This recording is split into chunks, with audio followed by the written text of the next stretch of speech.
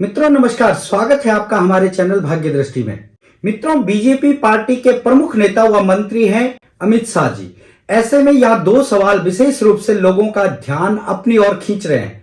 पहला तो यह है कि क्या इस बार चुनाव में बीजेपी जीत पाएगी, और दूसरा सवाल यह है कि अगर बीजेपी जीत अपने नाम कर लेती है तो क्या फिर से अमित शाह गृह मंत्री जैसा महत्वपूर्ण पद उनको मिलेगा या पार्टी उनको दरकिनार कर जाएगी। तो आइए इस दूसरे सवाल का जवाब ढूंढने के लिए अमित शाह जी की कुंडली का विश्लेषण करते हैं, क्योंकि पहले सवाल का जवाब हमने पहले नरेंद्र मोदी जी की जब कुंडली का विश्लेषण किया था तब दे दिया था। तो सबसे पहले बात करते हैं अमित शाह जी की कुंडली का। तो सबसे पहले सवाल है कि क्या कहती है अमित शाह जी की कुंडली। मित्रों, देश के वर्तमान गृह मंत्री अमित शाह जी हैं। ज्योतिष की दृष्टि से यदि देखा जाए तो उनका जन्म मुंबई में 22 अक्टूबर को सन 1964 में हुआ और उनका जो जन्म समय है वो 5:24 है। अमित शाह जी कन्या लग्न के हैं और उनकी कुंडली में 2 नीच भंग राजयोग विद्यमान है। चौथे और 7वें भाव के स्वामी बृहस्पति उनके 9वें भाव में उपस्थित है और इससे अर्ध राजयोग का निर्माण भी हो रहा है। अमित शाह का जो मौजूदा समय है इसी कारण से उनको मंत्री पद मिला, इन राजयोग के कारण से। बुध ग्रह जो है वो विद्या और बुद्धि के कारक माने गए हैं और अमित शाह जी की कुंडली में दूसरे भाव में सूर्य के साथ में मिलकर के बुध आदित्य योग का निर्माण कर रहे हैं। बुद्धि के दाता बुध की इसी स्थिति के कारण से अमित शाह जी अधिक बुद्धिमान भी है और चतुर भी है। आने वाले चुनाव में क्या होगा इनका भविष्य, अब प्रश्न ये उठता है। इस साल वर्ष 2024 में अप्रैल और मई में लोकसभा के चुनाव हो रहे हैं और इस बार हर कोई यही जानना चाहता है कि बीजेपी तीसरी बार सत्ता में लौट पाएगी या नहीं। अगर इस साल के चुनाव में यदि बीजेपी सत्ता में आ जाती है तो क्या अमित शाह जी क्या दोबारा गृह मंत्री बनेंगे।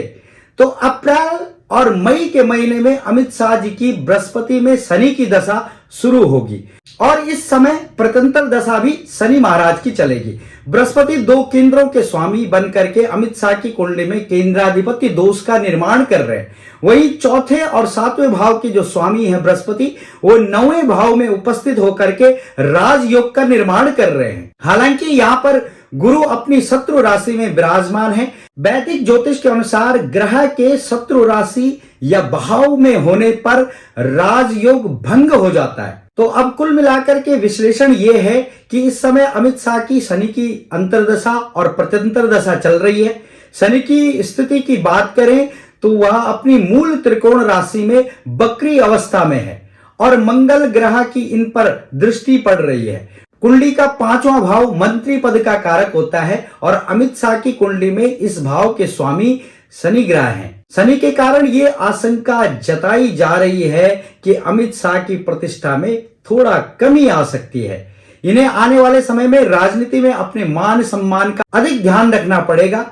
कन्या लग्न के लिए बृहस्पति मारक ग्रह भी है। ग्रहों की स्थिति के कारण से अमित शाह की सेहत भी बिगड़ सकती है और इनकी हेल्थ के लिए ये समय बिल्कुल भी ठीक नहीं चल रहा है। ऐसे में हो सकता है कि अमित शाह जी थोड़ा सा सक्रिय राजनीति से दूराई भी बना सकते हैं, लेकिन वो राजनीति में जरूर रहेंगे, लेकिन स्वास्थ्य में उनकी गिरावट जरूर आएगी। ग्रहों की स्थिति जानने के बाद यही पता चलता है कि इस साल अमित शाह की सेहत में गिरावट आने की आशंका है और हो सकता है कि उन्हें अपनी खराब सेहत की वजह से थोड़ा सा राजनीति से दूरी बनानी पड़ सकती है। अगर आने वाले चुनाव में बीजेपी एक बार फिर से सत्ता में आ जाती है तो अमित शाह जी को बहुत बड़ा महत्वपूर्ण पद तो मिल सकता है, लेकिन कुछ देर के लिए, क्योंकि इस समय जो समय चलेगा उनका वो उनकी हेल्थ के लिए ठीक नहीं रहेगा, जिसके कारण से उनके स्वास्थ्य में थोड़ा गिरावट आएगी और वो थोड़ा सा राजनीति से दूराई भी बना सकते हैं। तो मित्रों, ये थी अमित शाह जी की कुंडली का